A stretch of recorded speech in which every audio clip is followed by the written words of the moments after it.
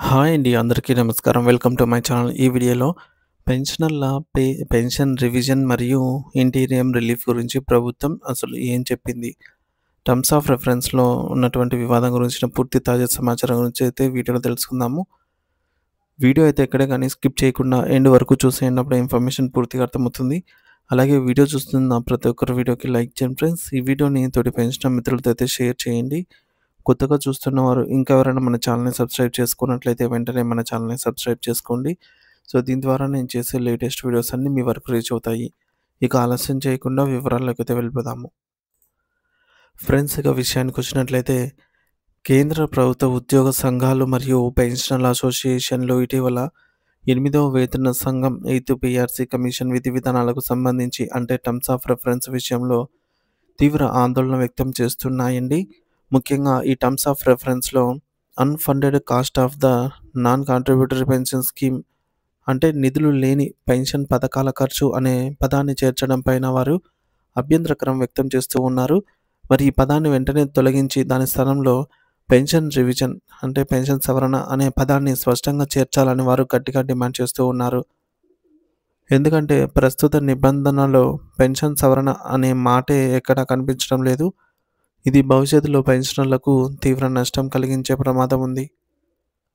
దీనికి అదనంగా వేతన సవరణ సంఘం సిఫార్సులు రావడానికి ఇంకా చాలా సమయం పట్టే అవకాశం ఉంది కాబట్టి, ఈలోగా ద్రవ్యోల్బణం మరియు పెరిగిన ధరలను తట్టుకోవడానికి 20% నుండి 30% వరకు మధ్యంతర భృతి ఐఆర్ ఇవ్వాలని కూడా యూనియన్లు కోరుతూ ఉన్నాయి.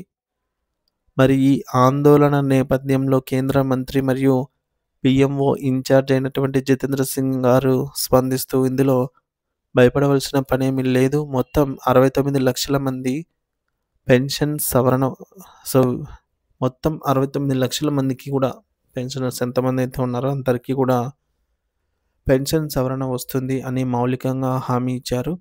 అయితే ఆర్థిక మంత్రి నిర్మలా సీతారామన్ గారు కూడా ఇటీవల విజయవాడ వచ్చినప్పుడు యూనియన్ నాయకులతో మాట్లాడుతూ అందరికీ కూడా వస్తుంది. మీకెందుకు అనవసరమైన అనుమానాలు అని సర్ది చెప్పారు. కానీ సమస్య ఏంటంటే మంత్రుల మాటల్లో వీళ్ళైతే మాటల్లో చెప్తున్నారే తప్ప అధికారికంగా టర్మ్స్ ఆఫ్ రెఫరెన్స్‌లో మాత్రము పెన్షన్ రివిజన్ అనే పదాన్ని చేర్చుతామని లిఖితపూర్వకంగా ఎక్కడా చెప్పడం లేదు.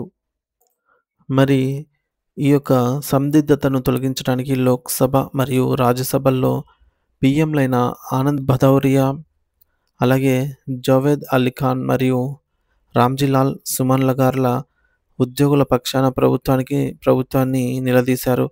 8వ వేతన సంఘం ఏర్పాటు చేశారా? చేస్తే గతంలోకి ఇప్పటికి ఉన్న తేడాలేంటి? పెన్షన్ రివిజన్ అనే పదాన్ని ఎందుకు చేర్చలేదు? అలాగే జనవరి 1, 2026 నుండి కొత్త వేతనాలు అమలు కావాలి కదా! ఆ తేదీని ఎందుకు ప్రకటించడం లేదు? అని ప్రశ్నల వర్షం కురిపించారు. సాధారణంగా పే కమిషన్ రిపోర్ట్ ఇవ్వడానికి 18 నెలల కంటే ఎక్కువ సమయం పడుతుంది. అంటే దాదాపుగా 2 ఏళ్ల పాటు ఉద్యోగులు మరియు పెన్షనర్లు పాత జీతాలతోనే నెట్టుకు రావాల్సి ఉంటుంది. ఈ ఆర్థిక నష్టాన్ని పూడ్చడానికి మధ్యంతర భృతి ఐఆర్ ఏమైనా ప్రకటిస్తారా? లేదా ఇప్పటికే ఉన్న డీఏను బేసిక్‌లో విలీనం చేస్తారని అయితే అడిగారు.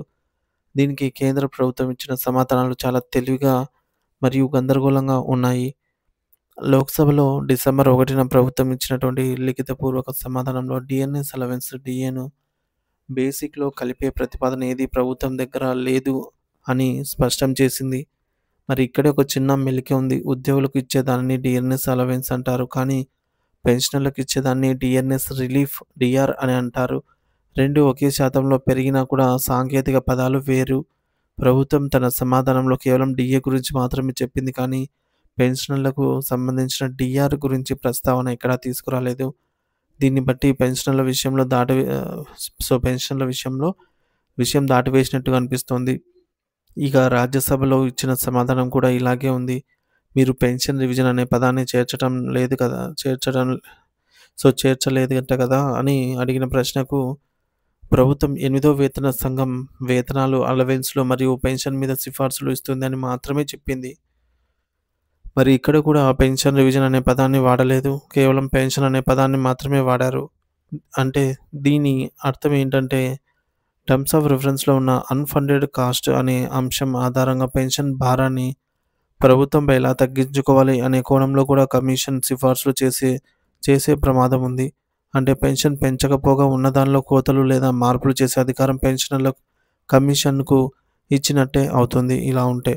మరి కానీ చాలామంది యూనియన్ నాయకులు ప్రభుత్వ పెన్షన్ అనే పదాన్ని ప్రభుత్వం తన సమాధానంలో వాడింది కాబట్టి మన పోరాటానికి భయపడి ప్రభుత్వం దిగొచ్చిందని పెన్షన్ సవరణ ఖాయమని సంబరపడుతూ మెసేజ్‌లు పెడుతూ ఉన్నారు. కానీ నిశితంగా పరిశీలిస్తే ప్రభుత్వం ఎక్కడ కూడా పెన్షన్ రివిజన్ చేస్తామని కానీ, డియర్‌నెస్ రిలీఫ్‌ని మెర్జ్ చేస్తామని కానీ, ఇక ఐఆర్ ఇస్తామని కానీ స్పష్టమైన హామీ ఇవ్వలేదు. టర్మ్స్ ఆఫ్ రెఫరెన్స్‌లో కేవలం కమిషన్ పెన్షన్ అంశాన్ని పరిశీలిస్తుందని మాత్రమే చెప్పింది కాబట్టి, ఉద్యోగులు మరియు పెన్షనర్లు ప్రభుత్వం అడుగుతున్న ఈ పదాల గారడీని గమనించి పూర్తి స్పష్టత వచ్చే వరకు అప్రమత్తంగా ఉండవలసిన అవసరము ఎంతైనా ఉంది. సో, మరి దీనిపైన తదుపరి అప్డేట్ ఏదైనా వచ్చినట్లయితే మన ఛానల్ ద్వారా వీడియో రూపంలో అయితే తెలియజేస్తాను. ఇంకా ఎవరైనా మన ఛానల్‌ని సబ్స్క్రైబ్ చేసుకోకపోతే వెంటనే సబ్స్క్రైబ్ చేసుకొని అప్డేట్స్ అయితే చెక్ చేస్తూ ఉండండి. Thank you for watching this video.